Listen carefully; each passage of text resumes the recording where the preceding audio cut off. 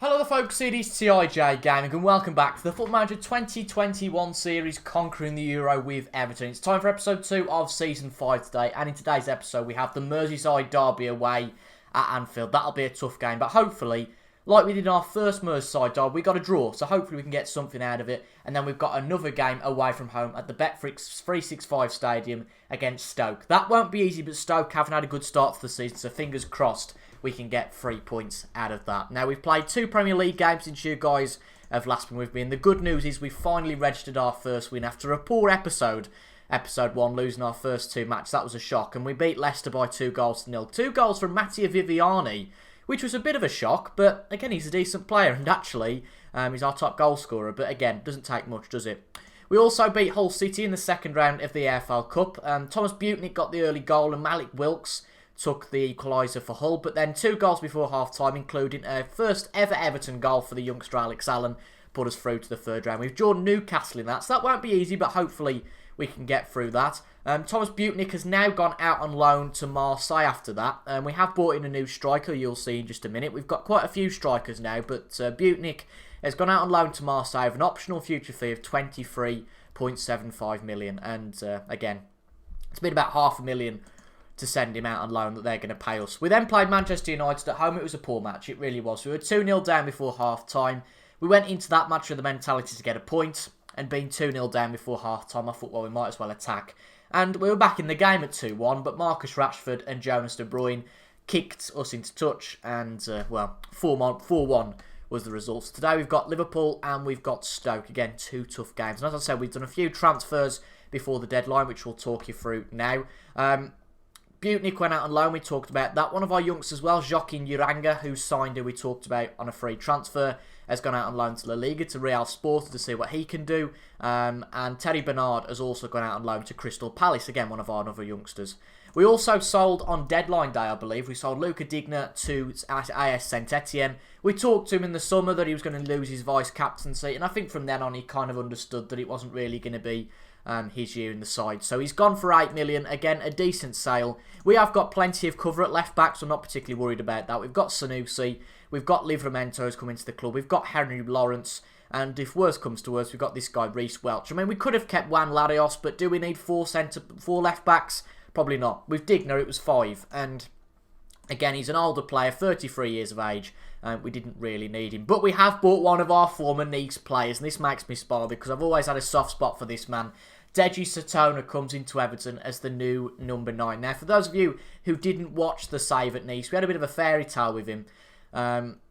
He was signed a long time ago. He was signed in the second season of the save for free for Nice, which we had nothing to do with.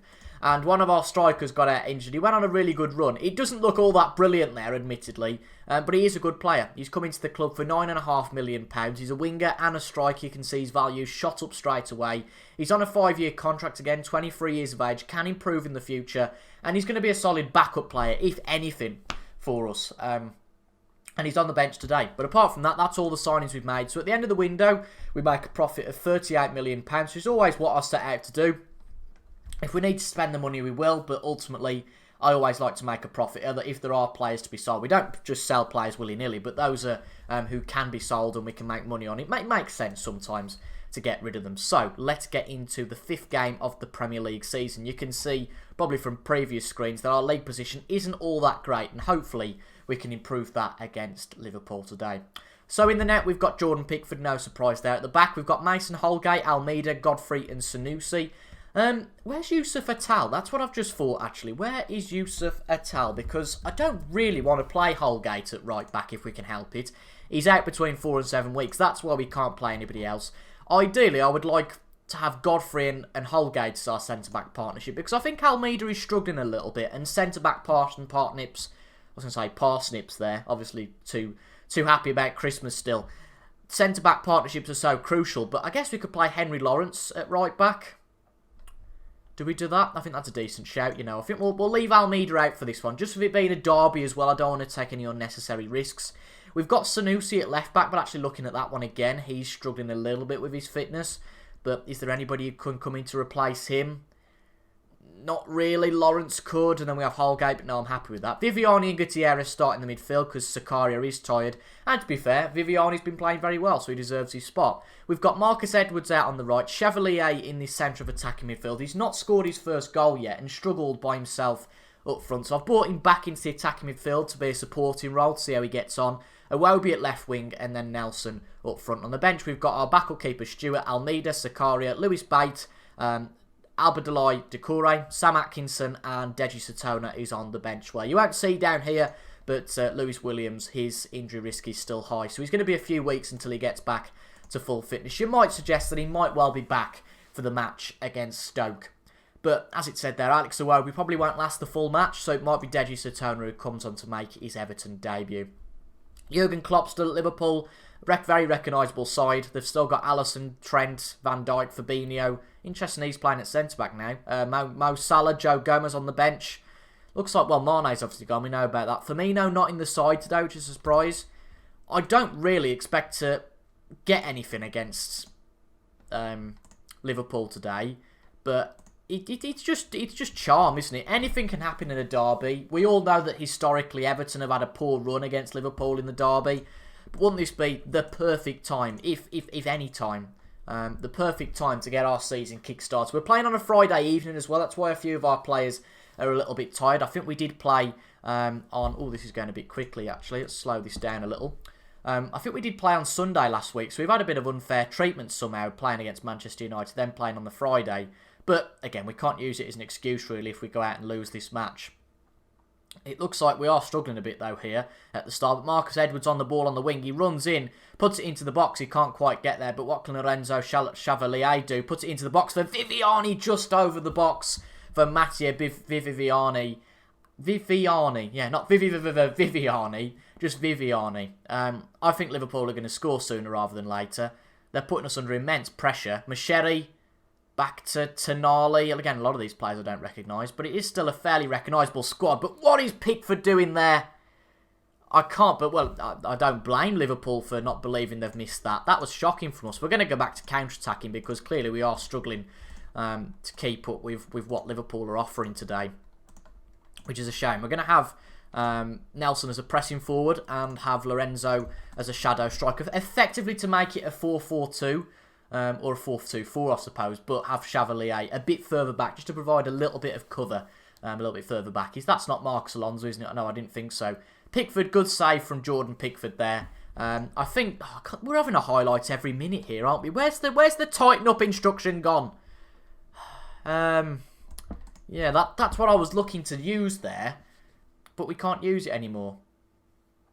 It was that and the get creative instructions from last year that were key. And the tighten up instruction would have been what I'd have used here because Liverpool are all over us. We've gone back to counter-attacking football. I mean, Pickford is playing well. He's on a 7 out of 10. But it is only ultimately a matter of time, I think, before Liverpool get a goal. But that being said, we've actually had a lot of possession, which shows that maybe Liverpool are just getting their chances on the break and potentially being a little bit lucky here. Iwobi's very tired, so we won't do it quite yet. But I think at some point it might be wise to bring him off. Alonso, well, it's not Alonso. I don't know who that is. It's not Mikel Antonio. I don't know who that is. Edwards, that's a shocking ball. But Chevalier's on the ball. Oh, he loses it there. Come on, Lorenzo. He's not quite found his feet yet. It's still very much early days, but I'd have loved him to have made a lovely entry into the club by getting a goal. And if he can score in the Merseyside derby, then that'll be all anybody talks about. Half an hour in, there's been no goal yet, but it is coming somehow, I think. If we get out of this with a 0-0 draw, I will be amazed. We're going to wait till half-time, but Iwobi's really tired, so we're going to bring Deji Satona on for his Everton debut. And hopefully, we have given him the number 9. That's controversial, I know, but we'll see how we get on. I'd say we're not happy with the performance because they could have done a bit better. Deji is nervous, but hopefully he should be alright. Sanusi's a bit tired as well. Again, we can't make 2 subs at this point, really, can we? Probably shoot on sight would be a good idea here, I would say. Losing the ball, regroup. Standard line of engagement, more pressing. Again, let's see how we get on. If we can get out of this with a 0-0 draw, I'd be chuffed. Again, I can't see it, but I guess you just never know. Gutierrez to Godfrey. Ben Godfrey, what can he do? Don't lose the ball. Puts it over to Holgate. I mean, that was a bit worrying, a bit of a risk, but it worked okay. Dan Lawrence. Marcus Edwards. You know, when I said shoot on sight, I guess it did mean that sort of shot, but it didn't quite mean that. Amazingly here, I still can't quite believe it. We've still had more possession than Liverpool. Absolutely unbelievable, that is. We're going to have to make a substitution now at the back. I'm a bit reluctant. I don't really want to bring... I suppose we could bring Sakaria on, couldn't we? It's not a bad shout, but yeah. So Holgate will play... So Holgate plays right back. Lawrence goes to left back, and we bring Sakaria on. Nothing against Almeida, but he's looked a bit shaky since he's come to the club. And given that we are still at 0-0 at this point, I'd like to hold on to that ideally. And yeah, it would be horrible for Almeida to be used as a scapegoat ultimately at this point. What I haven't talked about today is that we've actually got snow outside. So you'll figure out when this was recorded if you live in the Midlands anywhere. But yeah, snow. We haven't had snow for a few years, have we? In the UK at least. Anyway, I'll tell you what, this is 1-on-1. Liverpool are in front. It was something that was going to happen, wasn't it? It was going to happen at some point. Yeah. We are struggling. We definitely are struggling. I guess we're under no illusions here, and I think that could have been 2-0. I'll tell you, I hope that what doesn't happen here is this all gets blown out of proportion. A little bit like the Man United game. We didn't deserve to lose 4-1. But we're under no illusions that we're going to go and win the league this year. But this isn't a good start for us at all. It's not the way we want to go. 3 points from 5 games. Yeah, it's not exactly the way you want to look at the start of your first full season in charge. But, you know, it's tricky, isn't it? It is. The top clubs are all established. And ultimately, it's down to you to change that. But I think we have got a good side here at Everton. It will take time. We've had a few departures this summer, a few players coming in, the likes of Chevalier, I mean, Satona, Bates, Lawrence, Sakaria in effect is a new player. We have got a few minutes left here. I'm very tempted just to go for it now, because again, if we do lose 2-0 here, then what's the harm? What is the harm? So let's go very attacking, demand more from the lads. Let's just see if we can sneak a point. I can't believe we've had more possession here. I really can't. But it looks like it's going to end 0-0. Liverpool have got a free kick, which probably means it'll end 2-0 actually here. I don't know why they're saying work it into the box, because that's never going to happen. Pickford could do well at chucking this out here, couldn't he? Come on, distribute quickly. That's it. Hoof it up the pitch. No one there, though, really. Maybe I could have put Chevalier as a proper forward, if you like. But he's won the ball back. That's outstanding. Holgate. What can Sakaria do here? Put it wide to Deji Satona. Can he make something happen? Satona.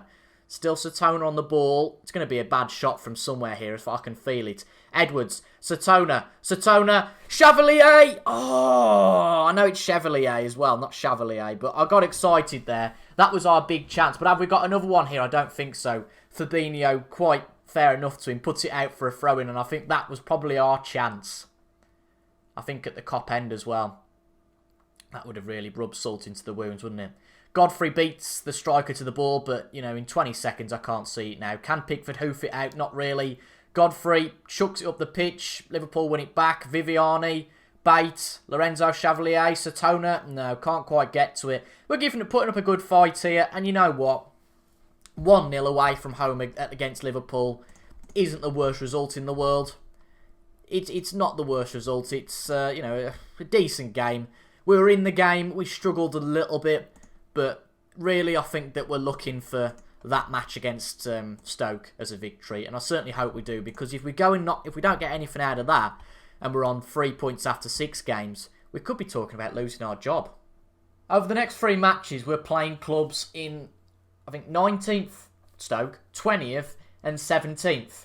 If there was ever an opportunity to kickstart our season, it has to be in this run of 3 games. Now, more injury news. It's great to start with, isn't it? Over the last few days, Henry Lawrence is out for 3 to 5 weeks with a broken hand. Our number 1 versatility player, bloody marvellous.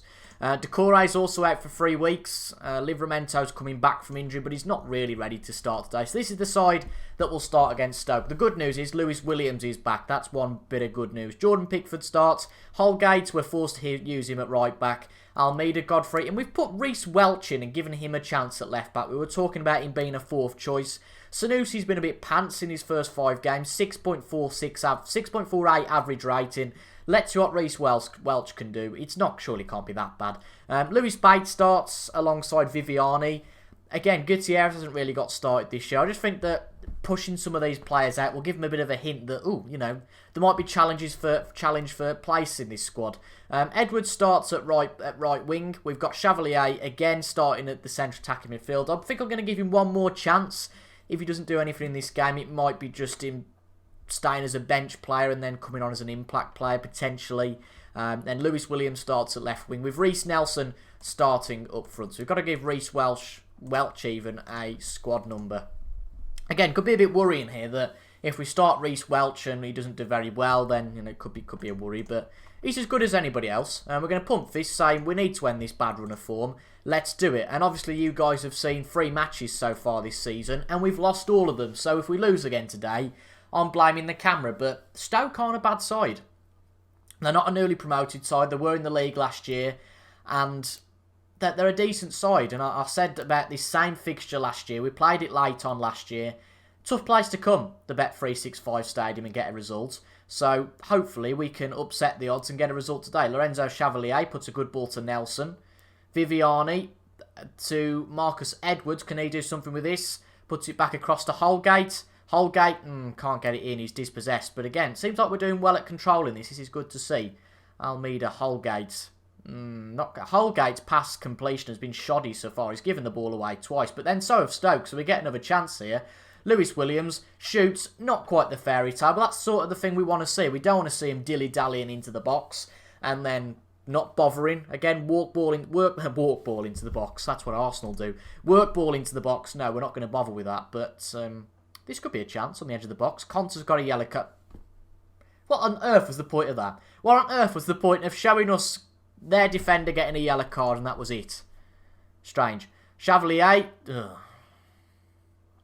It's Chevalier, isn't it really? Not Chevalier. I'm going to have to go on Google Translate and see what the little French lady says for his name. Marcus Edwards now, though, on the counter-attack. It's going to be one of those typical ones, isn't it? Where it doesn't really go well. But he's 1-1 with the keeper. Yeah, it's one of those where the player bombs up the pitch and kicks it straight at the keeper. It happens so often in FM, it's painful. Edwards puts it in. Nothing happens. It's been a bit of a drab first half at the moment, but I'll tell you something. Stoke haven't offered a lot, so we could do with exercising our superiority, getting a goal before half-time. Mason Holgate is now giving the ball away 3 times. That's painful. Lorenzo Bates puts it to Marcus Edwards. Yes! 1-0 to the Ev. Marcus Edwards puts it in the back of the net. This should be a game we're winning. I know I've said that it's tough to come to Stoke and win, but they're not offering too much today. We seem the much better team, and as I said, if there's any time to try and kickstart our Premier League season, it's definitely now. If we can get 9 points out of the next 3 matches, we'll have played, 8 matches with 12 points, and that resembles a decent start to the season, doesn't it? Nelson through on goal, shoots, doesn't quite happen for him, but we're making the chances. That's the most important thing. 11 shots, 5 of them on target. Our XG well above 1. I guess we can say we're pleased out with how it's going, because you have to be careful sometimes, because you give your players a slagging. You want them desperately to win this, and to be fair, we are ahead. So you can't be too harsh on the players. You just want a bit more out of them, really. That's why we've said we're happy with how things are going. Not delighted, and happy is exactly right. But I'll tell you what, Stoke are flirting with danger here. They really are. My only worry, and it's a very simple worry to have, but it's something that's very valid, is if you're only leading by 1, it's never safe. It only takes 1 chance for your opponent to get back into the game. But to be honest, again, Stoke aren't offering much. A lovely ball through from Lewis Williams to Reece Nelson, and he makes it 2-0 on the outside of the foot, puts it to the far post. I've not seen much of that in FM21. That's nice to see. I thought it was going to be the typical chance that we saw like with Marcus Edwards earlier, where they get through on goal and put it straight at the keeper. But a lovely ball from Lewis Williams. That's what he offers in the side. Again, Iwobi's a good player, but Lewis Williams is a real star. Really is. I wonder if we can buy him the end of the year. If Chelsea have let him come out on loan again, I do wonder whether we could buy him the end of the year. But if he does very well, then Chelsea might be willing to put him in their side. And obviously, if we do well this season and get a Champions League place or whatever, they might think twice about letting us have him again. But we're really in control here, aren't we? We could put 3 or 4 past Stoke. And if we do, that would do brilliant things for our confidence. We've put 2 past them. All of the players seem happy. Stoke aren't playing well at all. As I said, we're having most of the game. The one thing I'd like to see now is just get a clean sheet.